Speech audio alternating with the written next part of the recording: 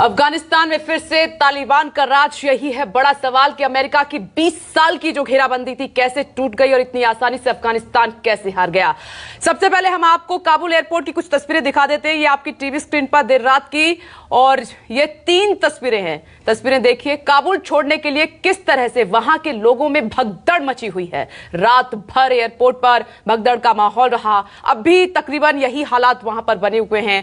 और भारत के लिहाज से मैं अपडेट आपको दे देती हूं कि एक पैसेंजर प्लेन भारत आ गया है जिसमें तकरीबन 100 से ज्यादा लोग सवार थे, जिसमें सांसद भी, पूर्व सांसद भी मौजूद हैं अफगानिस्तान के। लेकिन यहां पर बड़ा सवाल यह है कि रिफ्यूजी क्राइसिस भारत में बढ़ेगा जिस तरीके से लोग भारत आ रहे हैं। संजीव जी बिल्कुल, देखिए भारत में तो पहले से ही अफगानी काफ़ी संख्या में रहते हैं। ख़ासतौर पर दिल्ली में तो कॉलोनीज बसी हुई हैं, और जाहिर है कि जब ये स्थितियां वहाँ हैं तो फिर ये रेफ्यूजी क्राइसिस और ज़्यादा बढ़ेगी। हमारे साथ हमारे एक और ख़ास मेहमान हैं, आसिफ रमीज़ दाऊदी साहब, इस वक्त सऊदी अरबिया से जुड़ रहे हैं हमारे साथ। और दाऊदी साहब, सऊदी अरबिया उन शुरुआती देशों में था, मुझे याद है 20 साल पहले, जिसने रिकग्नाइज किया था तालिबान को जब सत्ता में तालिबान आया था काबुल में।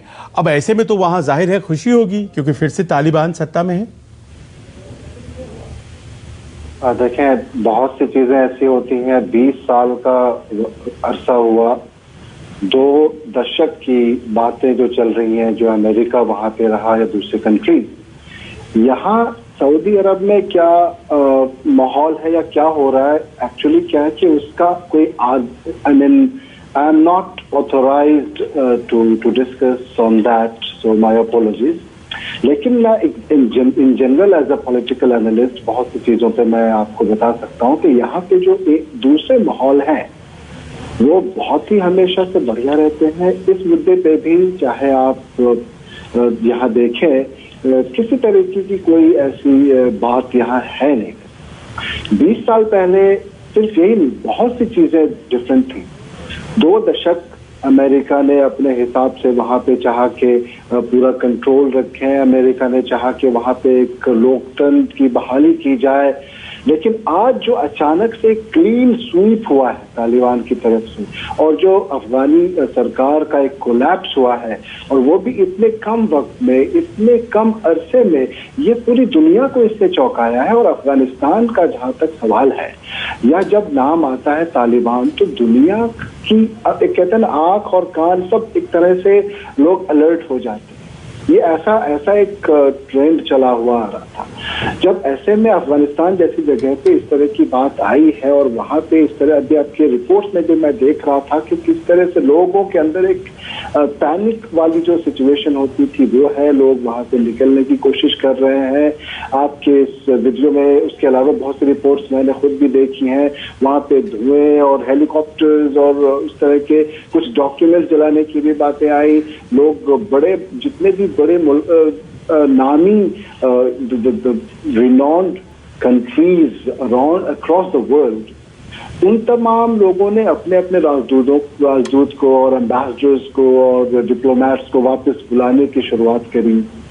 और ऐसे माहौल में देखें, ये तमाम, सिर्फ आप एक किसी कंट्री को, चाहे हमारे इंडिया के अंदर भी जो उनकी पॉलिसीज रही होंगी कल तक, यकीनन आज से उनकी पॉलिसी थोड़ी सी डिफरेंट होनी चाहिए, क्योंकि ये जो एक अचानक से बदलाव आया है इसमें लोगों की नजर है। ठीक है, हम लौटते हैं आपके पास, और एक बार फिर से जल्दी से मैं अभिषेक सर आपका रुख करना चाहूंगी। और अभिषेक सर, ये ना सिर्फ मैंने शुरुआत में ही सवाल उठाया था कि अफगानिस्तान की हार नहीं है, सीधे सीधे तौर पर अमेरिका की भी हार है, क्योंकि अमेरिका ने अफगानिस्तान की जो सेना है, वहां के जवान हैं, उनको ट्रेंड किया, जो रणनीति बनाई वो फेल हो गई पूरी तरीके से।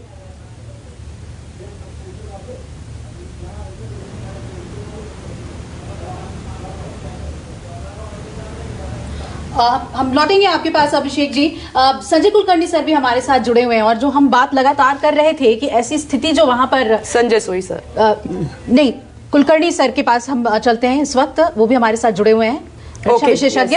जी संजय सर, ये बताइए कि अब जो है आगे अगर हम देखें, जो स्थिति बनी हुई थी, सिक्योरिटी काउंसिल में हमें एक उम्मीद थी कि शायद इंटरनेशनली इस मामले को बहुत गंभीरता से उठाया जाएगा, भारत ने पहल भी की, लेकिन वो तस्वीरें वैसी बनी नहीं, सकारात्मक बनी नहीं।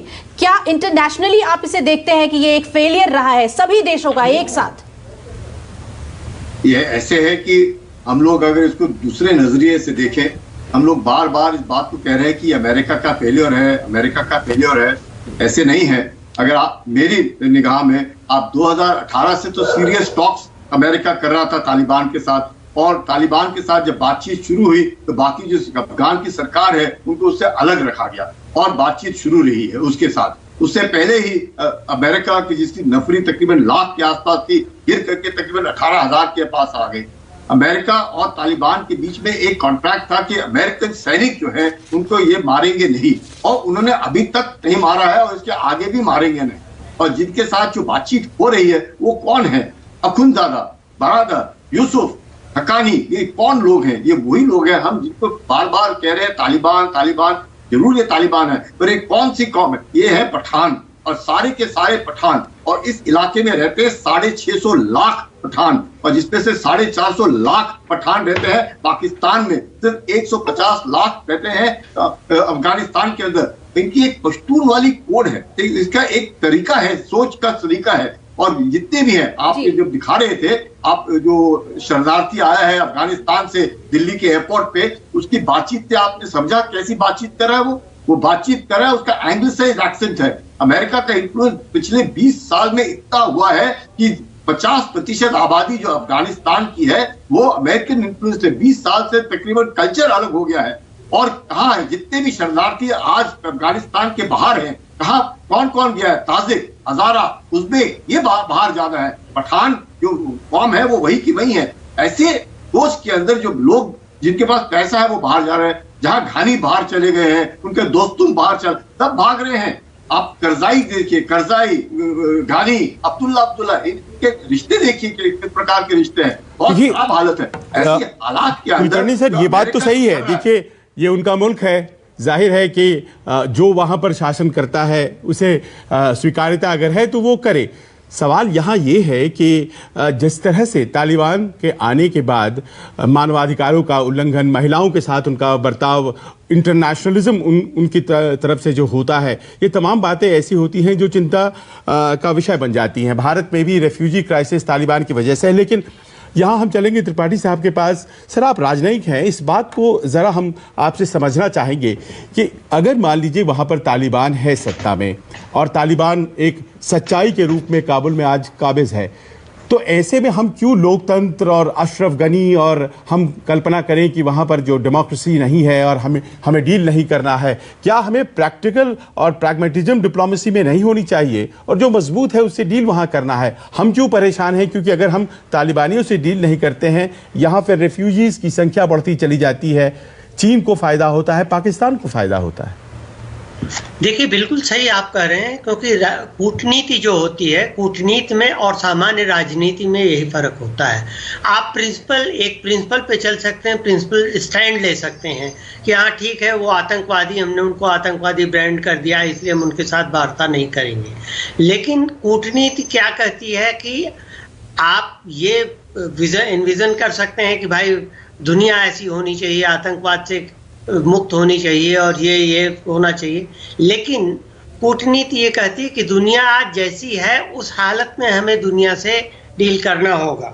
और इसलिए हमें ये चीज़, चूंकि तालिबान, आप सही कह रहे हैं, तालिबान आज एक सच्चाई है और उस सच्चाई से हमें डील करना होगा। हम ये नहीं समझ पा रहे हैं कि अगर अमेरिका उनके साथ बातचीत करता है, चीन करता है, रूस करता है, ईरान करता है, तुर्की करता है, पाकिस्तान करता है, तो हमें तालिबान से बातचीत करने में कोई गुरेज नहीं होना चाहिए। हम आखिर पाकिस्तान में भी डिक्टेटरशिप रही है, लेकिन हम पाकिस्तान से हमने संबंध नहीं तोड़े हैं। बांग्लादेश में डिक्टेटरशिप रही है जियाउल रहमान की, लेकिन हमने संबंध नहीं तोड़े हैं। चीन में डिक्टेटरशिप है, लेकिन हमने संबंध नहीं तोड़े, वहाँ भी मानवाधिकारों का हनन हो रहा है। तो हमें उसको, तालिबान को, तो क्या समस्या क्या होती है त्रिपाठी सर? क्यों जब अफगानिस्तान और तालिबान की बात आती है तो हम जिटरी हो जाते हैं? हमें ये लगने लगता है कि जी लोकतंत्र की बातें होनी चाहिए। जहां जहां लोकतंत्र नहीं है वहां से तो हमारे संबंध है नहीं। बिल्कुल, तो वही, इसीलिए हमने, जहां तक मेरी जानकारी है, तालिबान के साथ हम परोक्ष रूप से पर्दे के पीछे से बातचीत हमारी 2018 से हो रही थी। लेकिन वो बातचीत हम प्रत्यक्ष रूप से नहीं कर रहे थे, इसलिए कि हमें ये पता नहीं था कि ग्राउंड सिचुएशन में कौन कितने पावर में है। क्योंकि देखिए तालिबान एक एकीकृत समूह नहीं है, तालिबान में भी अलग अलग धड़े हैं और अलग अलग लोग हैं जो मसला है। सर हम आपके पास इस पर लौटेंगे क्योंकि ये पॉलिसी मेकिंग अब शायद हिंदुस्तान को उस पर भी काम करना होगा। आगे इस पर हम चर्चा जारी रखेंगे। एक छोटे से ब्रेक के लिए यहाँ पर रुक रहे हैं, आप इस विशेष में हमारे साथ बने रहिएगा। नमस्कार, मैं हूं मानक गुप्ता। अगर आपको हमारा ये वीडियो पसंद आया हो तो इसे लाइक और शेयर जरूर करें और हाँ, हमें सब्सक्राइब और फॉलो करना ना भूलें ताकि आप देश और दुनिया की कोई खबर मिस ना करें। तो जुड़े रहिए हमारे साथ और देखते रहिए न्यूज़ 24।